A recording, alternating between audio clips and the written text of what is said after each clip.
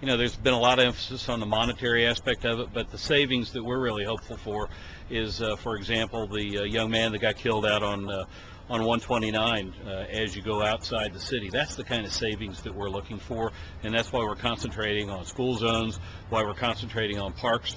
That's the kind of savings that's important to us. Is there a financial element? Sure, there is.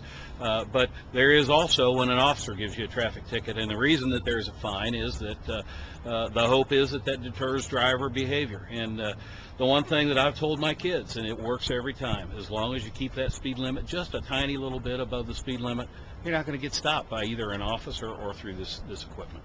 How are those thresholds set, if either of you could answer? Like, is it viewed to be a point where you know you're speeding? Well, there's established departmental policy that gives officers some discretion.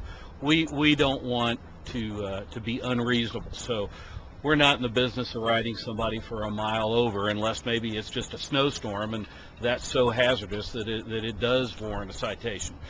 We try and be reasonable, and so we typically set those thresholds some distance above, similar to what we're setting them here. So we've just tried to be reasonable.